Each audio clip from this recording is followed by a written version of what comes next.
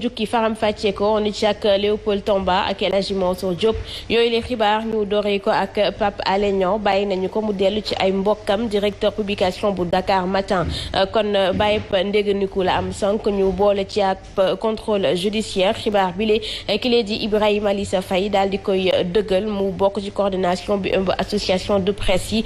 muy sàkku nag ci Pape Alé Niang engagement yi nga xamante ni moom la jëloon mu fexe ba topp ko bu ko defee mu wéyal itam topp wàllu pergu yaramam ba mën a tàmbaliwaat liggéeyam ñu déglu ko.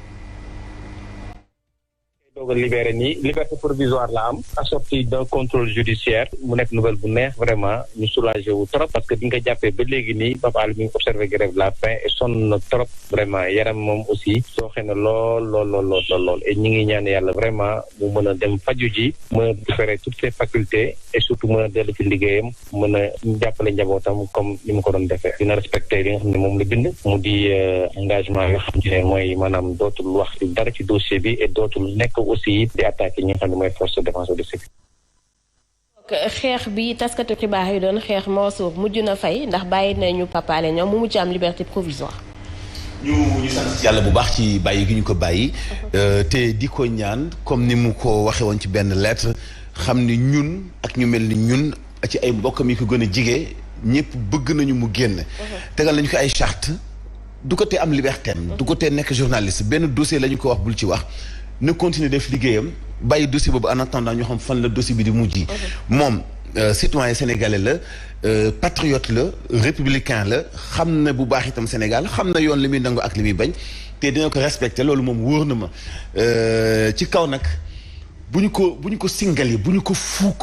bu bëgg a damm xalimam bu ñu ko fuuk bu bëgg a ñaw gémmañam na continuer def liggéeyam bu demee ba noppalu nag bu demee ba noppalu ba dal parce que ñun ñëpp ko ñeewante xam nañu lan la doon dund ci courage bi ci détermination bi vraiment ñu ngi koy ñaanal jàmm bu baax. mu bàyyi dossier bi continuer liggéeyam. te loolu sax moom la Ibrahima Lissa Faye wax Léopold état de santé am fi mu toll lenn rek la war a def fi mu ne nii mooy fexe ba faju bu ko defee mu mën a toppatoowaat njabootam. waaw man sama tiit mooy maanaam dañoo ne liberté provisoire ak lu nga xam ne ni dañ koy ça veut dire ne que c'est une liberté provisoire. li ci gënoon a baax mooy maanaam ñu yeewi ko bàyyi ko mu dellu ci ay njabootam ak yooyu. parce que tamit mbir mi yàgg na te defe naa tey jii ñu ci bëri sax dañoo génn ci li nga xam ne moo di dossier gu ni mel parce que dañoo jàpp ne que il est grand temps ñu bàyyi ko mu dellu kër. pourquoi ñu koy téye pour lan lañ ciy jëlee après ce qui a été fait lu ñu waroon a mun a corriger nañ ko lui même peut-être que soo moytul def na introspection boppam donc nañ ko bàyyi mu delluwaat ci liggéeyam def ko nu mu normalé mais suñu bëggee jël l'épée de Damoclès ñu teg ko ci kawam mooy maanaam ne que à tout temps mun nga xaar ne que dinañ la jël delloo la ci kaso gi donc loolu ça ne veut pas dire que c'est une liberté boo xam ne ni de toute nature mais c'est une liberté provisoire ça veut dire ne que ba léegi waaw ñu ngi koy topp di ko topp pour moindre incartade bu muy def rek ñu jàppaat ko delloo si quoi. Donc là je crois savoir ne que quoi qu'on dise et entre nous Sénégalais c'est un bon professionnel au niveau de la presse. C'est quelqu'un bon peut-être il y a eu des erreurs ñun ñëpp nous en commettons. Même ñoom ñii nga xam ne ce sont les juges et les magistrats en commettent des erreurs. Donc ça veut dire ne que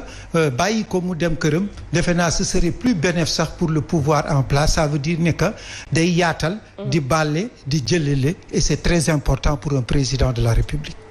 Léopold Abdou Karim Gueye ñu gën ko xam ci turu Karim Xrum Xax moom itam ak Cheikh Oumar Diagne am nañu bàyyip ndéganiku ci fàttali ñoom lu tolloog ñeenti weer daanaka téye nañu leen ko fa ndax tuuma yi ñu doon teg ci seeni ay ndodd mooy fësal ay xibaar yoo xamante ni du dëgg Mansour mu mel ni tey moom bésu liberté provisoire mais mu doon lu baax. et puis dañu nekk ci deuil national li xew barki démb war na mën a yee ku nekk bu dee da nga am pouvoir bu fekkee da nga am doole bu fekkee da nga am xel bu fekkee da nga am xam-xam que lépp lu dul sax la luy jeex la kon profité wu ci yàlla yenn saa yi bu wanee boppam dafay baax même boo amee pouvoir ngay jéggale di jéllale am réew bu mel ni Sénégal dafa war a accepter di am yenn nit yi ku mel ni Guy Marius Sagna ku mel ni Abdou Karim Gueye Xrum Xax ku mel ni Cheikh Oumar Diagne ku mel ni mënu leen a jeexal ku mel ni waa Y'en a marre nga xam ni ay leader lañu mais leader yoo xam ni gis nañu fi politique mais defuñu choix wu politique mun nañu am mouvement mun nañu am parti politique mais dañu choisir nekk def face nguur pas pour xeex ak nguur mais di xeexal askan wi di leen féete fu nekk di taxaw di joxoñ nguur naan ko juum nga fii ak fii parce que benn sénégalais lambda bu nekku ci benn mouvement xëy na jàpp ni amul benn protection mun nay métti lu ci xam mun nay joytu mais xëy na du am accès ci médias yi pour mën a dénoncer yenn yoo xam ne doxalul réew bu am démocratie nag foog mu accepter ay benn personne yu mel ni ay ñoom Cheikh Omar Diagne ak ñeneen ñuy dénoncer ñuy yuuxu parce que fii képp ku wax fukki minute rek wax nga njuumte loo xam ne mënees na laa topp ci wàllu yoon mënees na laa topp ci wàllu jikko mënees na laa topp ci njuumte ci wàllu làmb parce que kenn matul ñu mel noonu ñu ngi interpeller encore une fois nguur gi nañuy accepter ay nit yu leen di critiquer parce que loolu mooy dëgëral seen nekkin foog ñuy critiquer ah. Léopold libération yi ndax mën na bokk ci décrispation bu climat social bi. waaw c'est pour atténuer l'onde de choc surtout le climat social comme ni nga ko waxee comme ni ko Mansour waxee y a des principes yoo xam ne ni c'est des principes de liberté comme ñi nga xam ne dañuy former seeni groupe ba pare di xeex li nga xam ne mooy li nga xam ne mooy dëgg bi parce que c'est vrai ne que en Afrique ce qui est dommage mooy c'est que la plupart du temps ñi nekk au pouvoir dañuy salfaañe léeg-léeg yenn loi yoo xam ne sax ñoom ñoo ko bindal seen bopp ba pare dellu si waat di ko salfaañe léegi su amee ñenn ñoo xam ne dañuy taxaw ba dëgër pour que li nga xam ne moom la ñu jox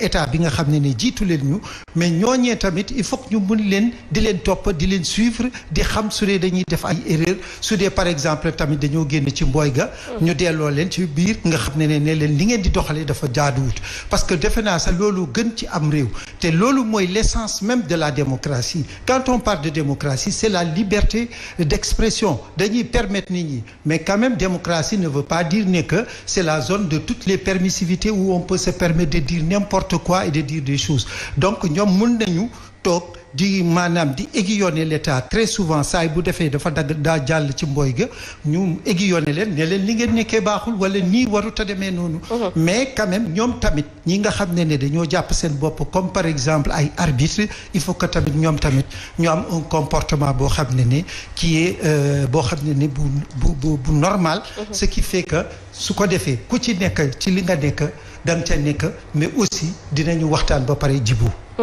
ñu wax Léopold ci rebondissement muy lu bees li nga xamante ne moo am ci affaire Sweet Beauté bu ñu sukkandikoo ci xibaar yi ñu jot procureur def na réquisitoire am bu mujj ca réquisitoire boobule ñuy sàkku ci ne dossier bi nañu ko yóbbu ci jugement ñu daal di tënku ci ni njiitu Pastef les Patriotes dafa lank ne du def test ADN ak itam yeneen défense bi moom non-lieu la ñuy sàkku ndax jàpp nañu ni dossier bi daanaka dara amu ca kon fi mu ne doyen des juges moom mooy jël dogal ci ëllëgu dossier boobule ñeel Adji Sarr ak Ousmane Sonko mu mel ni Léopold fi mu ne moom lépp ndar kepp na ci dossier bi liggéey bi ñu ci waroon amal. waaw dossier bi defe naa ne dafa jël trop de temps au Sénégal dafa jël temps boo xam ne bu yaatoo yaatu dañ ko waroon vider le plus rapidement possible parce que mënuma jàpp ne que ci am réew ñu mun a jàpp loo xam ne